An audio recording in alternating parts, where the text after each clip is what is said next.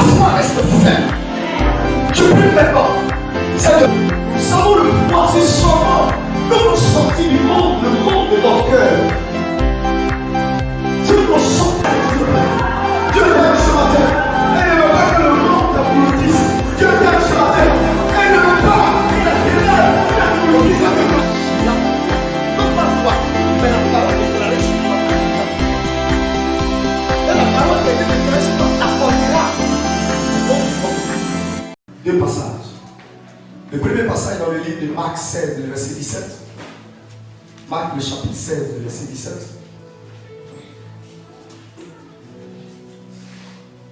Tu prends ta Bible. Marc, le chapitre 16, le verset 17. Et on est parti. Il est écrit, voici les miracles qui accompagneront ceux qui auront cru. En mon nom, ils chasseront les démons. Ils parleront de nouvelles langues. Le verset 18 qui suit dit, ils saisiront des serpents s'ils boivent quelques breuvages mortels. Je reprends donc. Ils saisiront des serpents s'ils boivent quelques breuvages mortels, il ne leur fera point de mal. Ils imposeront les mains aux malades et les malades seront guéris. Donc ils chasseront les démons. Ceux qui auront cru en moi, ils chasseront les démons. Les démons vont venir, mais ils chasseront les démons. Ils vont rencontrer les démons sur les chemins, mais ils les chasseront. Ensuite, allons-y dans 2 Corinthiens 2, le verset 11. 2 Corinthiens 2, le verset 11.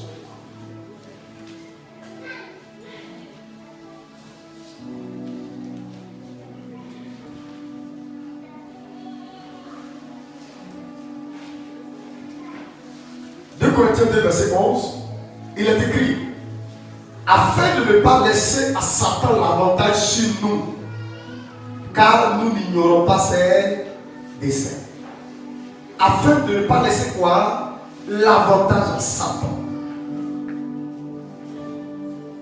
Diminue un peu ton truc là pour moi. Légèrement. Je crois que ça influence pour ma voix. Gaïl, diminue-le. Voilà. Le clavier là, diminue ça. Gloire à Jésus.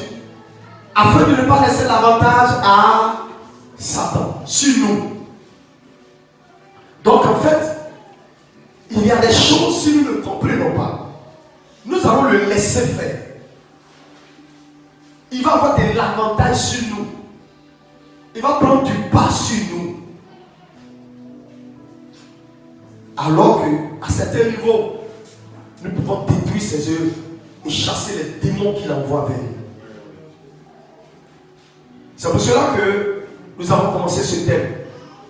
Donc je vais vous parler des 6 étapes de l'attaque de l'ennemi. Vous pouvez donc trouver plusieurs, mais je vais vous parler seulement des 6. La première étape dont nous avons parlé le mercredi, c'est la régression, qui veut dire reculer, aller en arrière. Je dis à chaque fois que nous avons pris une bonne décision devant Dieu, quand nous allons en arrière, nous avons l'impression que cela vient de nous-mêmes. Mais en fait, c'est une attaque ennemie pour que nous restons derrière. C'est une attaque ennemie. Et si nous n'avons pas veillé qu'il réussit à avoir de l'avantage sur nous à cette première étape, il va passer à la seconde étape. La deuxième étape, c'est ce qu'on appelle la répression. Il va te réduire au silence. Mais je vous en prie, quand l'ennemi attaque, on ne le voit pas. On voit des hommes qui interagissent. Donc c'est un homme qui va te foncer, qui va te frustrer, qui va te faire ceci. C'est une situation. Et d'après la situation, tu vas prendre des mesures. En fait. Voilà. Ces mesures vont avoir pour but, non pas de te permettre d'aller de l'avant, d'expérimenter encore Dieu, mais de te faire reculer. Voilà. Tu t'assois à la maison et puis maintenant tu observes. Tu n'es plus trop fréquent. Tu n'es plus trop zélé. Gloire à Dieu. Tu rentres dans ton coin, tu n'expliques plus tes problèmes, tu ne parles plus à quelqu'un, tout se passe dans ton cœur. À peine même tu ris avec les gens. Ensuite, il va passer à une troisième phase. Quand cette phase, tu n'as pas compris que c'est l'ennemi qui a commencé à attaquer, qu'il faut le chasser et qu'il faut arrêter ses œuvres, il va descendre à la troisième étape qui est la dépression. Et nous avons dit qu'à ce niveau-là, ton esprit devient maîtrise. Tellement tu as encaissé, tu es blessé au-dedans. Alléluia. Une confusion règne. Tu n'es plus sûr de toi. Il y a une confusion. Souvent tu ne sais plus ce que tu vas faire. Tu as tout essayé. Tu ne sais même plus. Donc une confusion est là. Ce qui fait que tu n'as pas cette joie intérieure. C'est vrai, Christ est là. La présence de Dieu est là. Mais tu n'es pas joyeuse. Cette situation te dérange.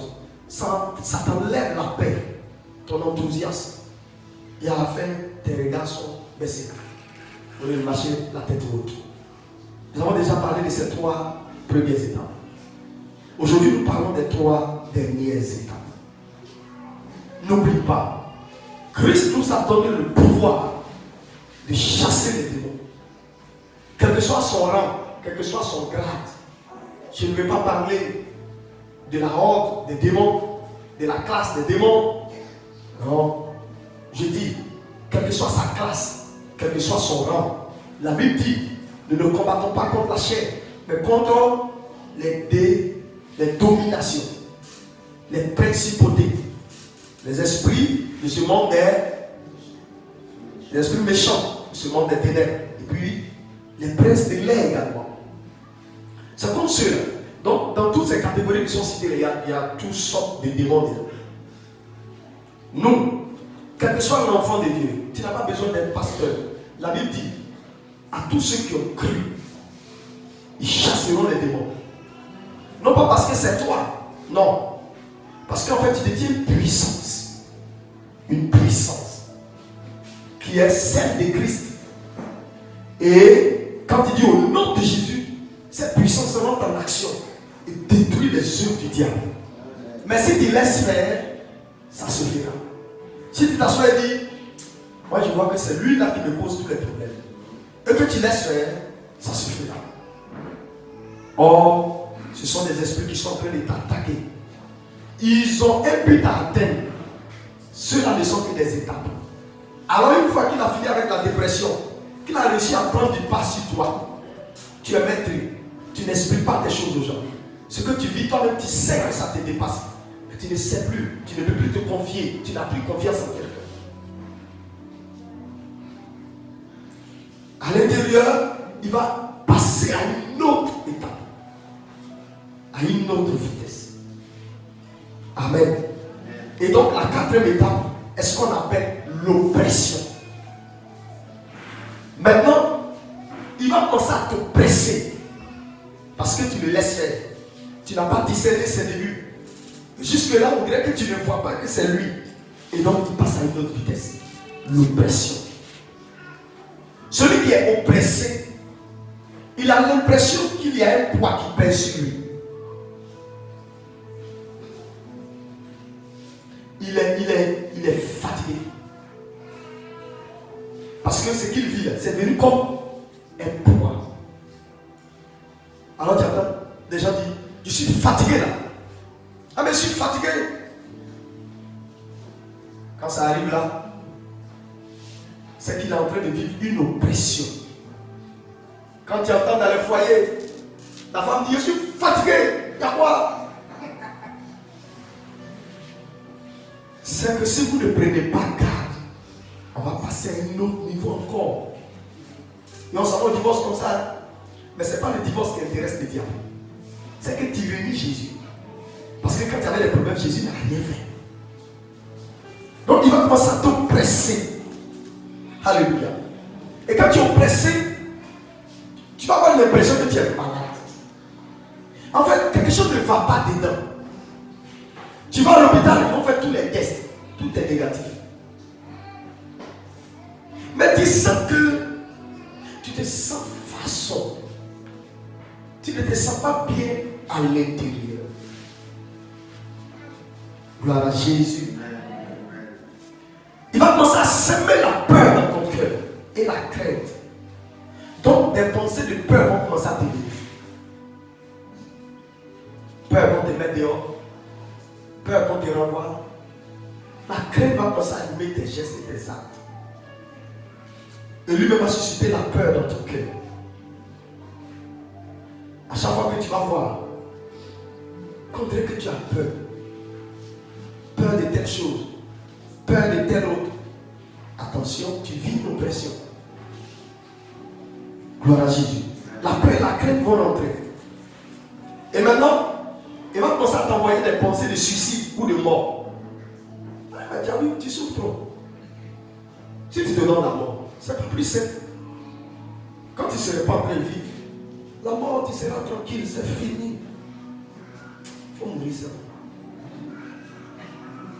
Et tout ça, ça se passe ici dans ta tête. Tu as l'impression que c'est toi qui penses ainsi. Mais ce n'est pas toi, c'est quelqu'un qui te donne, qui te souffle ses pensées. Tu as tout essayé. Est-ce que les pasteurs même n'ont pas prié? Ils ont prié, mais ça demeure. Et tu souffles depuis. La mort est mieux. Et puis toi-même, tu commences à dire, je préfère mourir. Je suis fatigué. C'est ce qu'ils cherchent. Alléluia.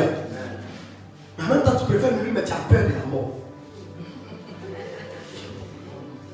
Cette crainte-là s'empare de toi.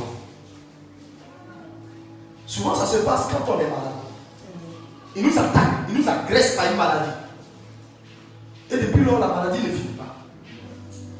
À un moment donné, il te pousse à accepter la mort. Et il y a comme une peur dans ton cœur. Tu veux bien te débarrasser de ce mal en mourant. Ce serait un repos pour toi. Mais en même temps, tu as peur de la mort. Et il y a une crainte dans ton cœur. C'est une oppression. Alléluia. Et quand c'est comme ça, il crée plusieurs situations. Bon, toi-même, tu es en train de lutter avec un mal pour lequel tu ne sais même pas comment t'en défaire. Et puis maintenant, quelqu'un d'autre vient ajouter pour lui. Et puis après, on vient te donner telle nouvelle. C'est que partout, un peu de partout, tu as sailli. Toi-même, tu n'as pas mangé depuis matin. On vient dire que tu as volé. C'est toi qui as volé. Toi-même, tu n'as pas mangé. Deux, on dit que tu as volé. Et ça ne s'arrête pas là, jusqu'au soir là. Il y a un autre qui se lève encore. Et maintenant, quand tu rentres à la maison, ta femme met aussi dessus. Amen. Tu rentres ici, accusation ici. Tu rentres ici, on t'accuse là. Finalement, toi-même, tu es surmené. Et ce qui va arriver par la suite, c'est que tu ne vas plus dormir. Tu ne peux pas, quelqu'un qui est pensif ne peut pas donner le repos. Pendant que tu veux dormir, le démon a dit, lève-toi, il faut penser. Il faut penser. Tu as beaucoup de choses, tu n'as même pas encore réglé, tu dors. Lève-toi. Et puis tu t'assois. Et puis tu tournes sur toi. Et Seigneur. Et puis tu tournes sur toi. Jusqu'au matin. En fait, il est en train de t'entraîner quelque part. Tu vas devenir fou. Celui qui ne dort pas, il finit par faire une grande dépression. Tu vas devenir fou. Les pensées te viennent. Et finalement, tu commences à bavarder seul. On ne t'a pas touché. Tu parles seul. Ça arrive à des chrétiens comme ça. Il y a des jours où on dirait que le ciel est tombé sur ta tête. Frère, ça s'appelle une oppression. Ça s'appelle une oppression. Ça vient et ça fait de telle sorte que ça va te plonger dans le doute. Et ça va te déconnecter de Dieu pour te détruire. C'est une attaque ennemie. Une tristesse donc t'envahit. Tu viens à l'église, on chante, c'est vrai. On danse, c'est vrai. Mais à peine tu t'assois et dis, tu as oublié. Et puis tu es là et tu es en voyage.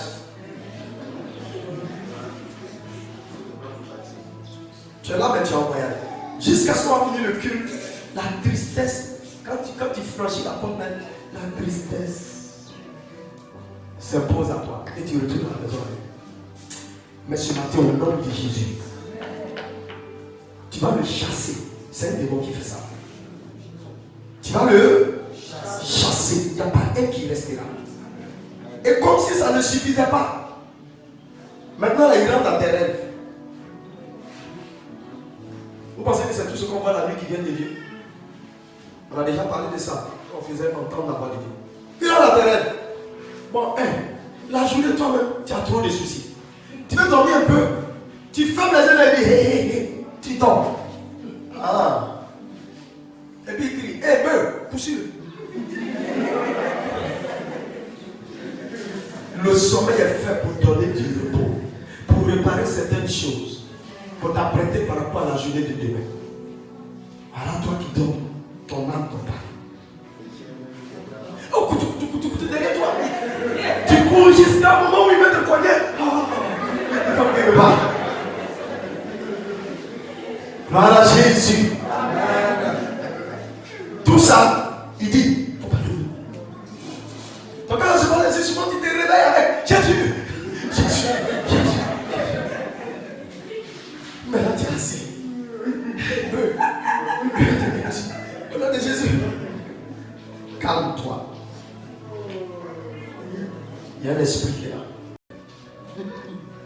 Il veut t'étouffer. C'est le ton.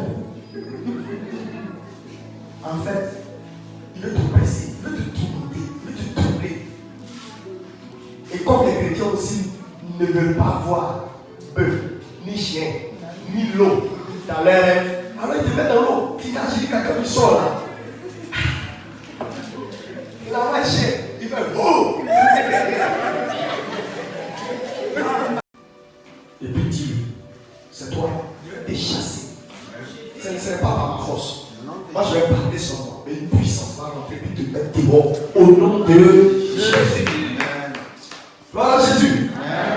Si à ce niveau, tu n'as pas discerné que c'est lui, parce qu'à ce niveau, qu'on se rend, quand on arrive là, c'est là qu'on se rend compte. Pour la plupart, déjà il a franchi 3 étapes. Il est dans la 4e. Là, si tu l'as vu, gloire à Jésus. Là, si tu as laissé faire, en disant, si c'est comme ça, c'est Dieu qui a permis. Si Dieu n'avait pas permis, il n'allait pas m'attaquer maintenant là. Donc Dieu ne donne pas de la maladie aux gens. Non. C'est Dieu qui a permis. Si Dieu n'avait pas permis, il pouvait me parler comme ça. Non. Ne lui donne pas l'avantage. Arrête-le, chasse-le. Si tu l'as laissé faire, il va passer à l'autre étape qu'on appelle l'obsession. Celui qui vit une obsession devient insupportable. Non, tu ne peux plus le supporter. Je dirais qu'à ce stade, on voit les démons partout et les démons nulle part. Oui, à ce stade-là, l'obsession. On voit les démons partout et puis nulle part en même temps. La personne est saisie. Tout ce que tu vas lui dire de vrai, elle te dira c'est fou. Tu mens. Et tout ce qui est mensonge, elle dira hey, c'est ça. À ce stade-là, c'est là que les hommes et puis les femmes deviennent jaloux et leur jalousie devient quelque chose de chronique. Sinon la jalousie existe. Dieu, il est jaloux, il nous jalouse. Mais ce n'est pas la jalousie meurtrière. Cette jalousie est de l'obsession. Alors là, le diable dit prends tes, sois sur tes cartes. Sois sur tes cartes. Et puis d'autres se disent voilà, je prends mes dispositions. La tête te rend fou. Et c'est toi, tu as cherché le téléphone déjà pour fouiller dedans. Ce que tu cherches à voir, tu vas voir. Va, tu vas voir. Et quand tu vas voir, c'est que ça va te faire. Ton cœur, il va déchirer ça. Mais en fait, il est en train de te tuer. Parce que quand on arrive à l'obsession, l'étape qui va suivre, il va te posséder. À cette étape-là, si c'est un homme ou si c'est une femme, il n'a plus confiance à sa femme, elle n'a plus confiance à son homme. Vous pensez que vous avez affaire à des hommes? Non. Vous avez affaire à des démons. Les démons sont rentrés, ils se sont approchés. Il n'a plus confiance, elle n'a plus confiance. Donc tout ce qu'il dit là,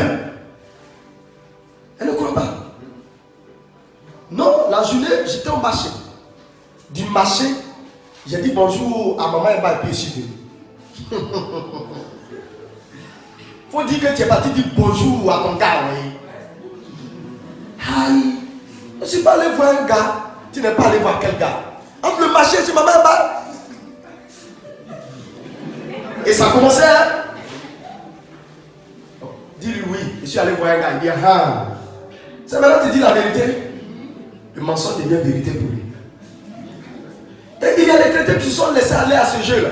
C'est son bonjour qui est vrai. Vrai frère, c'est quand il te dit bonjour, il faut fouiller même pour voir si c'est pas le soir qu'il a fait te dire bonjour. Il faut t'arrêter, observe-le. Tu l'as attrapé, tu dis je t'ai vu. Il dit non. Ce que tu as vu là, c'est pas ça. En fait, c'est pas ça. C'est-à-dire que c'est rentré ici, c'est sorti ici. Et il va te convaincre avec son mensonge. Ça devient une phobie. À ce niveau. Alléluia. Et c'est comme un complexe. Je vais vous dire. L'ennemi te pousse à une crise. Ça s'appelle une crise identitaire. Toi-même, tu finis par perdre la valeur à tes yeux. Alléluia. Et tu recherches ton approbation de la bouche des gens. Tu veux que les gens te disent oh, tu es bien sapé. Sinon, comment je suis sapé, je sais.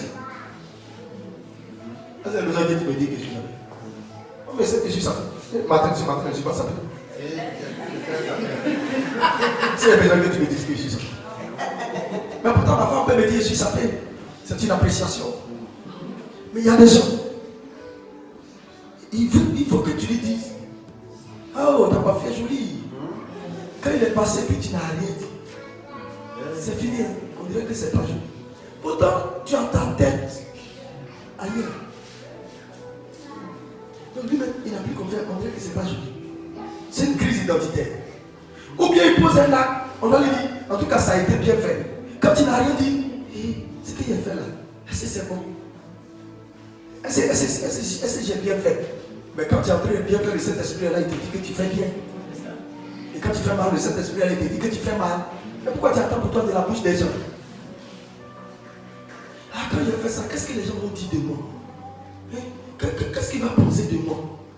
C'est ce qu'il va penser de toi qui t'intéresse. Et toi-même, ce que tu penses de toi, ça ne t'intéresse pas. Ça devient une crise identitaire. Tu as perdu ton identité. Et tu veux retrouver ça dans la bouche des autres, auprès des autres, frère. Et quand c'est comme ça, je vous en prie, la personne suit tout. Aïe, tous vos mouvements.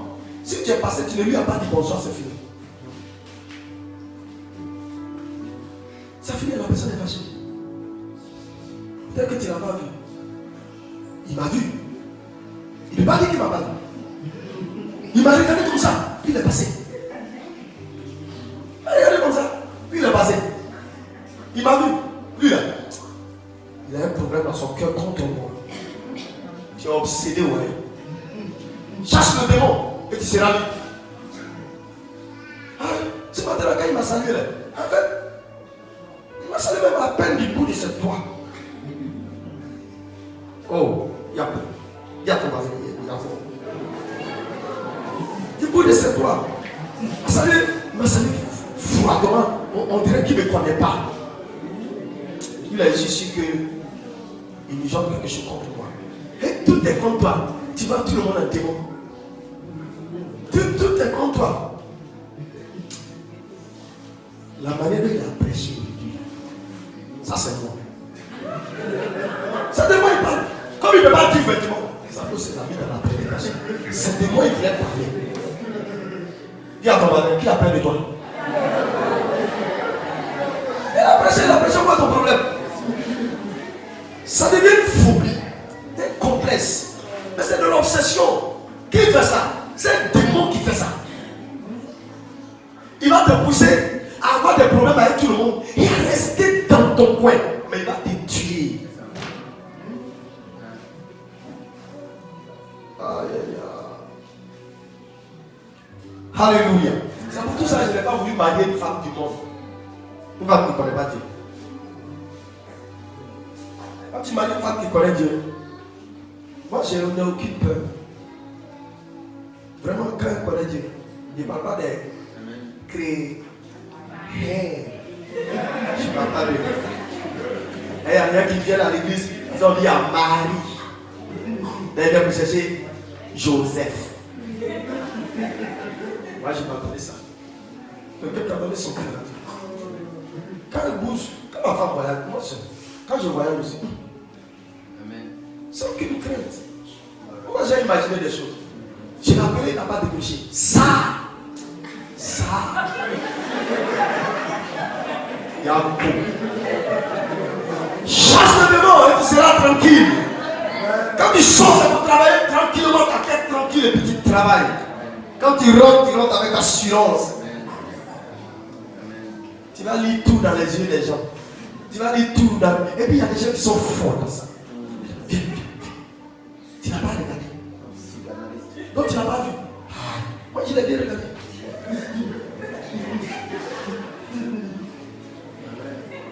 Si quelqu'un finit de raconter des trucs comme ça, devant lui, il ne dit rien. Dès qu'il va te dire, toi, démon qui est en train de la mener. Non, Jésus sort.